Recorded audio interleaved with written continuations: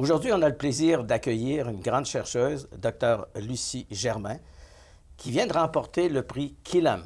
Killam 2026. Killam, c'est, on ne va pas dire que c'est le prix Nobel, mais on est dans des ligues majeures pour les gens qui font des apports à la science, au transfert de connaissances. En tout cas, on en est bien fiers, mais ce qui est particulièrement extraordinaire, elle est originaire de Portneuf. Docteur Germain, bonjour. Bonjour. Ah bon, on va dire Portneuf dans la grande région, mais plus spécifiquement Deschambault. Deschambault. C'est là que Moi, vous faites vos études. j'ai grandi à Deschambault et donc j'ai fait mon primaire à Deschambault, mon secondaire à l'école de Saint-Marc-des-Carrières. Puis après ça, la progression va poursuivre les études universitaires à l'Université Laval. Oui, bien c'est ça. J'ai fait après ça le campus Notre-Dame-de-Foix, si on veut faire toute la chose à Saint-Augustin. Donc, j'ai fait le secondaire 5, les 2 années de cégep. Ensuite, je suis rentrée à l'Université Laval pour faire mon baccalauréat en physique. Et ensuite de ça, j'ai fait une maîtrise doctorat en médecine expérimentale.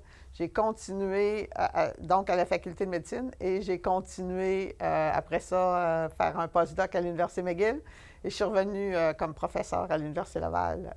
Quand je vous ai demandé de venir, vous avez dit tout de suite, mais vous avez un emploi du temps incroyable. Ça fait plusieurs mois que je travaille là-dessus. Mais ce qui m'a fasciné, c'était, bon, l'humilité, parce que c'est un prix extrêmement prestigieux, puis on en parlera un petit peu. Vous vouliez venir dire aux gens, aux jeunes gens, particulièrement les filles, qu'on peut faire une carrière en sciences et ça se choisit très jeune comme choix de carrière. Expliquez-nous qu'est-ce que vous aviez à leur dire, puis dans votre cas, à vous, comment ça s'est fait, la découverte de la science, des sciences en général? En fait, moi, j'ai toujours aimé étudier et j'ai eu des profs extraordinaires et c'est ça qui nous motive, de voir la passion des autres pour les mathématiques. J'adorais les mathématiques. Ensuite de ça, on ne peut pas prévoir ce qu'on va faire dans le futur, mais on peut ouvrir toutes les portes pour, après ça, être capable de choisir ce qu'on veut. Alors, c'est un peu ça que j'ai fait. Moi, j'ai fait les sciences au secondaire. Ensuite, j'ai fait le cégep en sciences pures et sciences santé. Je pouvais aller dans les deux côtés. J'ai choisi la physique pour, éventuellement, ce que je voulais faire, c'est de la radiothérapie ou des lasers. Mais ensuite, j'ai vu que la recherche en sciences, en santé, c'était beaucoup plus intéressant. Et c'est pour ça qu'ensuite, j'ai fait mon doctorat en médecine expérimentale pour, aviez-vous des modèles pour le cancer. Pour le cancer, excusez-moi. Mais est-ce que vous aviez des modèles autour de vous? Parce que des fois, ça part. Vous avez parlé d'un professeur. Lui, il peut susciter la passion, mais des modèles de scientifiques ou pourquoi choisir le génie tissulaire? Mon Dieu, on expliquera qu'est-ce que c'est tout à l'heure. Ça a l'air très compliqué, c'est de la peau finalement, mais reconstruite, retravaillée. Hein? J'ai appris ma leçon, hein? Mais ce que je voulais savoir, c'est ça exactement. Est-ce que vous étiez inspiré par quelqu'un pour ça, à part le professeur? Bien, en fait, j'étais inspirée par plein de choses, puis c'est petit à petit qu'on choisit notre carrière, en fait. J'ai fait en physique, parce que je pensais faire de la radiothérapie ou des lasers. Là, j'ai fait un stage en recherche. Et là, j'ai vu comment c'était extraordinaire, la recherche. On étudiait le cancer, on voyait les cellules se multiplier. Et là, le génie tissulaire n'était pas encore commencé à cette époque-là, moi, quand je suis arrivée. Et c'est ensuite, après mon doctorat sur le cancer, que là, le génie tissulaire s'est développé, puis on était capable de faire des cultures de peau pour soigner des grands brûlés. Parce que la première... Et là, j'ai choisi ça. Puis la première greffe, comme ça date de peau, là, je pense de 1985. Oui. 6, ouais. Excusez. C'est un Québécois. 6. Ah, bien, c'est Dr. Roger. C'est celui qui travaille avec moi qui a fait la culture de peau. C'est vraiment au Canada. En fait, la première greffe de peau a été faite à Boston. C'est une équipe de Boston qui a trouvé comment multiplier les cellules de peau et garder les cellules souches. On peut dire en 1981, la première greffe. Là, c'est beaucoup, parce qu'on vient de greffer une peau qui a été reconstruite en laboratoire. C'était vraiment ça. Vraiment, et là, on est beaucoup plus loin, mais ça veut dire que votre travail s'applique directement aux grands brûlés, hein, si j'ai bien compris. Les grands brûlés, la méthode traditionnelle, c'est qu'on prenait leur peau, on va chercher d'autres morceaux de peau intacts ailleurs, puis on peut régénérer. Mais là, vous partez d'une création avec le génie génique, là, je ne sais pas trop, pas transgénique non plus. Non, mais... c'est pas la thérapie génique. Les grands brûlés, on ne parle pas de thérapie génique. On reviendra tantôt à la thérapie génique. Là, on parle de la thérapie cellulaire et tissulaire parce qu'on reconstruit un tissu. Alors, la façon de traiter un brûlé, c'est de prendre une peau, de l'étirer puis de la remettre ailleurs. Quand on a un brûlé à 50 on n'a pas assez de site pour faire ça. On n'a pas assez de peau sur le patient pour la prendre puis la mettre ailleurs. Et on a des complications aussi. Donc, c'est comme ça que le génie tissulaire s'est développé. C'est qu'on peut prendre un petit morceau de peau. Nous, on prend la grosseur d'un 2 c'est-à-dire que le chirurgien plasticien prend ça sur le patient, nous envoie ça au LOEX. Et nous, on va faire que les cellules se multiplient. Et on va produire non seulement juste des cellules, parce que des cellules, on peut les multiplier. Le problème, là, c'est que c'est pas un tissu, ça. On ne peut pas transplanter des cellules sur la peau, ça ne tient pas. Donc, on est capable, ça a été ça le génie, c'est de reconstruire un tissu qu'on est capable de manipuler. C'est comme une feuille de papier qu'on prend puis qu'on peut déposer à la surface. Ça, c'était l'épiderme, le dessus de la peau en 85. Après ça, il y a le derme. Ensuite, on a été capable de reconstruire les deux parties, le derme et l'épiderme. Et ça, c'est la grande découverte du LOEX, c'est l'auto-assemblage. L'OEX, c'est votre laboratoire, c'est ça? Le laboratoire LOEX... Parliez en langue, là, j'avais lu un peu, l'OEX, c'est le laboratoire. Vous êtes une vingtaine de chercheurs là-dedans? On est une vingtaine de professeurs, mais on est une centaine de personnes qui travaillent au LOEX. Ah oui, ça prend beaucoup de monde. Juste pour reconstruire la peau, ça prend plus que 15 personnes là, qui s'occupent de tous les aspects de la reconstruction. Donc, on a découvert l'auto-assemblage, et l'auto-assemblage, ça permet de reconstruire le derme, c'est-à-dire sans mettre de biomatériaux. C'est organisé pour que les cellules produisent leur matrice puis reconstruisent un tissu en laboratoire. Donc, c'est une sorte de jardinage très, très spécialisé. Non, mais la culture, moi, j'ai commencé à faire de la culture. Vous parliez tantôt des exemples. C'est vraiment spécial. Moi, j'ai commencé à faire de la culture avec les plantes. Quand j'étais jeune, moi, j'ai été élevée sur une ferme. On cultivait des fleurs. Moi, j'adhère ça, cultiver des fleurs, mais il faut en prendre soin. Il faut leur donner les bonnes choses. Mais c'est pareil, la culture de cellules. Il faut comprendre qu'est-ce qu'on a besoin pour que les cellules décident qu'ils se multiplient, qu'ils fassent qu'est-ce qu'on veut. Nous, on ne peut pas décider pour les cellules. On ne peut pas leur dire, comme un crayon, on s'organise pour qu'ils écrivent. Non, non. Les cellules, il faut trouver qu'est-ce qu'on va leur faire pour que les cellules le fassent. Ça apporte beaucoup de reconnaissance. Vous étiez déjà reconnu, mais une bourse Killam, c'est pas négligeable, c'est 100 000 donc ça va aider encore plus la reconnaissance du travail que vous faites, de l'équipe et tout ça. On s'en va où maintenant? Parce que il y a sûrement eu des grandes progressions pour que vous soyez associé aux pompiers, aux grands brûlés depuis longtemps qui vous aident. Il y a vraiment eu des résultats concluants, là. En fait, les pompiers, ça, c'est une belle histoire parce que le LOEX a commencé, comme je vous disais, en 1985, ils ont commencé à bâtir le premier laboratoire et s'installer à Québec, et c'est grâce à la Fondation des pompiers. Et la Fondation des pompiers est issue des brûlés qu'il y a eu à Chappais. Ah, le Suite grand feu, à ça, ils ont fait la Fondation des pompiers, et le but de la Fondation des pompiers, c'était vraiment de sauver les grands brûlés. Les grands brûlés qui arrivent à l'hôpital, aider à améliorer le traitement. Et c'est ce qu'on fait au laboratoire d'organogenèse expérimentale de l'Université Laval. Donc ça, c'est notre laboratoire, le LOEX. C'est ce qu'on fait. Essayer de trouver des nouvelles méthodes pour améliorer la culture de peau. Ça a été la première partie. Donc, les pompiers nous ont soutenus pour qu'on puisse améliorer la recherche. Et c'est comme ça qu'on a découvert la méthode d'auto-assemblage. En fait, on l'a découvert avec les vaisseaux sanguins, mais dans les laboratoires que la Fondation des pompiers nous avait donné, en fait, la construction. C'était à l'hôpital du Saint-Sacrement. Maintenant, on est déménagé, on est à l'hôpital de l'Enfant-Jésus, toujours dans le CHU de Québec. La région de Québec. Mais vous ne vous limitez pas uniquement, votre recherche a porté sur d'autres trucs, puis il y a des avenues possibles, la rétine, d'autres, par exemple, les glandes suporifiques. On pourrait aller là-dedans. Suporipare. Ah, c'est super. J'ai passé proche. C'est la sueur, finalement, la sueur. Oui, exact. Pourquoi il y a autant de possibilités avec ça? En fait, la recherche, c'est ça. La passion de la recherche, là, c'est de dire, là, on est capable de reconstruire l'épiderme, qui est la surface de la peau. Le derme, qui est la partie en dessous, mais juste avec les fibroblastes. Dans le derme, là, le derme, c'est beaucoup plus épais que l'épiderme, qui est juste 15 couches de cellules. Le derme est beaucoup plus épais.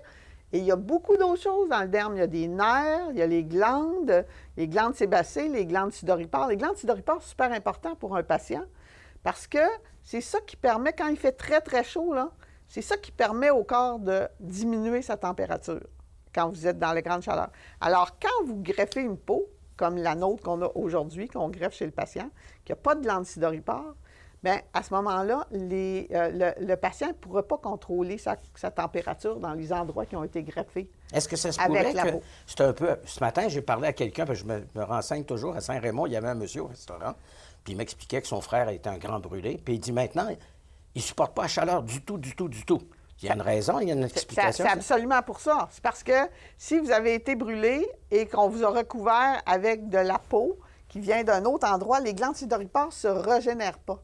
Ah. Donc, les endroits qui ont été greffés ne peuvent pas gérer la chaleur. OK? Les glandes sudoripares, là, ce que ça fait, c'est ça met de l'eau à la surface Ouais, OK. et l'évaporation de l'eau fait diminuer la température. Donc, partout où vous n'aurez pas de glandes sudoripares, comme nous, on a traité des patients là, qui ont été greffés sur 60 de leur corps avec notre peau. Mais à ce moment-là, ils n'ont pas de glandes sudoripares sur 60 du corps. Mais ce qu'un de mes patients disait, un de ces patients-là disait, c'est incroyable, les endroits où il en reste des glandes sudoripares, comme ici, ça va faire tellement d'eau, là. Le corps s'est habitué à augmenter la capacité aux endroits où il en reste, parce qu'il y a plein d'endroits où il n'en reste pas. Yeah. Donc, c'est pour ça qu'on veut travailler sur les glandes sudoripares. On a dérivé un peu. C'est qu'on essaye de trouver qu'est-ce qu'on pourrait améliorer. Les glandes sudoripares, si on pouvait mettre ça dans nos peaux, là, ça améliorerait la qualité de vie des patients. Donc, on a décidé de travailler là-dessus. On travaille sur les glandes sébacées. On travaille sur les poils. On travaille... Donc, ça, c'est pour la partie de la peau. Lorsqu'on a découvert cette méthode-là de l'auto-assemblage, c'était avec les vaisseaux sanguins. Et les vaisseaux sanguins, bien, c'est pour différentes pathologies. Ensuite, bien, on a vu que cette méthode-là pouvait faire à reconstruire beaucoup de tissus différents. Et c'est là que le LOEX s'est diversifié. On a beaucoup de chercheurs différents. On peut utiliser cette méthode-là pour étudier des maladies, le psoriasis, des maladies neurodégénératives. Donc, on a beaucoup de chercheurs qui se préoccupent de d'autres maladies. Moi, j'ai fait la peau. Ensuite, on a travaillé sur la cornée. La cornée Oui. qui est la surface de l'œil, la partie transparente, qui est nécessaire que ça reste transparent pour que la lumière passe puis s'en aille jusqu'à la rétine puis qu'on puisse voir. Allez-vous en venir jusqu'à travailler sur la pigmentation, des trucs qui sont importants? La pigmentation, ça, c'est un autre aspect très, très important. C'est vrai que je ne l'ai pas dit tantôt.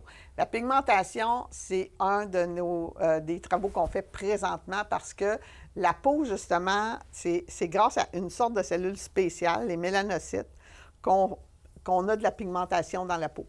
Et lorsqu'on fait cultiver nos cellules, les mélanocytes se diluent avec les autres cellules parce que les autres cellules poussent plus vite. Ce qui fait que la pigmentation n'est pas adéquate quand on greffe les patients. Ça me fait Donc, rire, on travaille là-dessus pour parlez améliorer ça. avec des mots très simples, les mélanocytes, c'est comme passe-moi le bol de céréales. Pour vous, c'est familier, là? Bien, je fais toujours attention pour dire qu'il faut que les gens nous suivent également. Mais c'est vrai qu'il y a des pistes d'avenir absolument incroyables. C'est comme s'il n'y avait pas de limite, hein, le génie La recherche tissulaire. va toujours avoir des nouvelles idées qu'on peut avancer, c'est sûr. C'est ça la passion de la recherche, c'est de trouver quelles questions sont les plus importantes pour aider les gens. Et nous, le génie tissulaire, on se concentre sur toutes les voies où on peut aider avec le génie tissulaire. Vous ne voyez pas de porte close. C'est toujours l'aventure. Vous aviez commencé quand vous étiez très jeune. Bon, des choix d'études, on découvre, on choisit. Mais finalement, c'est interminable. C'est une porte qui en ouvre une autre.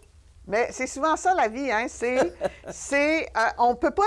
Lorsque j'étais au secondaire, j'aurais jamais pu dire que je ferais de la recherche lorsque j'aurais fini mes études universitaires. C'est à force d'avancer, et si on se laisse toutes les portes ouvertes, ce que je disais tantôt, qui est vraiment important, on peut ensuite de ça choisir un chemin peut-être que on trouve à ce moment-là une autre voie qui est intéressante et c'est comme ça qu'on avance. Bien, il y a des émissions scientifiques qui existent qui vont avoir besoin éventuellement de bons vulgarisateurs. Vous êtes très bonne là-dedans. Et je voulais juste, avant de terminer, vous demander une question. Pourquoi s'en tenir aux gens, aux grands brûlés, qui ont plus de 50 de leur peau qui est brûlée? En fait, c'est parce que ça prend beaucoup de temps à faire la peau. Ah, c'est une question de temps. Oui. Les cellules se multiplient dans le laboratoire, mais le temps que ça prend pour que les cellules se multiplient, qu'on reconstruise le derme, présentement, ça prend 54 jours avant qu'on puisse commencer à greffer. Donc, c'est très long. Et on travaille aussi là-dessus pour avoir de la peau plus rapidement. Réduire le temps. Réduire le temps. Et comme je vous disais, on travaille aussi sur d'autres aspects comme la thérapie génique là, que vous vouliez parler tantôt. Juste, en gros, qu'est-ce que ça mange en hiver? En fait, la thérapie génique, on s'est intéressé à ça parce que il y a des dermatologues qui nous ont... En fait, c'est un peu ça. Hein. Toutes les voies que j'ai prises dans ma vie, moi, c'est quelqu'un qui est venu me voir qui a les yeux, là, moi, je ne connaissais rien dans les yeux. Alors, un ophtalmo qui a dit, il faut absolument que vous travailliez sur les yeux. Alors, j'ai commencé à travailler là-dessus. C'est un peu pareil avec la maladie génétique. On s'est rendu compte que, en fait, les dermatologues, ça fait longtemps qu'ils le savent, il y a des maladies où, à cause d'un problème génétique, le derme et l'épiderme, les deux parties de la peau, se décollent facilement. Donc, si vous avez un petit frottement, la peau se décolle. Et ça, c'est pendant toute la vie du patient parce que le problème, c'est génétique. Donc, la maladie qu'on étudie, c'est l'épidermolyse bulleuse dystrophique récessive. Ça, c'est la première qu'on étudie. Les épidermolyses bulleuses, c'est un détachement entre le derme et l'épiderme. Et celle qu'on étudie, c'est le collagène 7. C'est-à-dire que dans une protéine, le collagène 7, il y a une mutation qui fait que ça ne tient pas bien entre le derme et l'épiderme. Alors, l'idée, c'est de cultiver les cellules de l'épiderme, cultiver les cellules du derme, rentrer le collagène 7 par thérapie génique. On est capable maintenant, avec un vecteur, de rentrer dans les cellules le vecteur qui va faire que ça va produire la protéine de collagène 7. Alors, on va rentrer ça dans les deux sortes de cellules importantes, les kératinocytes et les fibroblastes, qui reconstruisent le derme et l'épiderme. Et ensuite, on va reconstruire le tissu, pareil comme on fait pour un grand brûlé. Et c'est ça qu'on va greffer aux patients. On va expliquer aux gens à la maison que c'est pas grave, parce qu'ils ne comprennent pas tout. Moi non plus, mais je vous fais confiance. Mais ce qui est important de savoir, c'est que vous avez encore une passion extraordinaire pour la science, la recherche. Et on rappelle le petit message aux gens qui nous écoutent, des jeunes qui veulent embrasser une carrière, qui se disent, mais moi, les sciences, moi, personnellement, j'ai jamais choisi les sciences. Ça partait d'un modèle. Il faut aussi avoir le goût. Mais quand on voit des gens, et puis c'est vrai peut-être pour tous les domaines, des gens passionnés qui transposent et transmettent à des jeunes. C'est un beau métier que de transmettre un savoir ou au moins un intérêt. Absolument, absolument. Puis l'idée, c'est de toujours se garder les portes ouvertes et de ne pas penser qu'est-ce que je vais faire dans 25 ans. De se dire, là, je garde mes portes ouvertes, j'aime ça, faire des mathématiques, de la physique, de la chimie. Je continue à le faire, c'est important pour tout ce qu'il y a autour dans la vie. Mais ça peut me permettre aussi plus tard de travailler en recherche, avoir d'autres possibilités que j'avais peut-être pas vues lorsque j'étais au secondaire. Comme je vous disais, la recherche, c'est pas les questions qui manquent. Hein. Il y a des tonnes de questions. Qu'est-ce qui nous manque? L'argent. Toujours, il faut chercher de l'argent pour étudier tel problème, étudier tel autre problème. On fait presque le même métier. On pose tout le temps des questions, n'est-ce pas? C'est gratifiant et puis c'est inépuisable. Docteur Germain, docteur Lucie Germain, prix Kellam 2026. Merci beaucoup et félicitations. Bien, merci beaucoup. Puis j'aimerais remercier aussi toute l'équipe du LOEX parce que c'est grâce à eux qu'on peut avancer en recherche.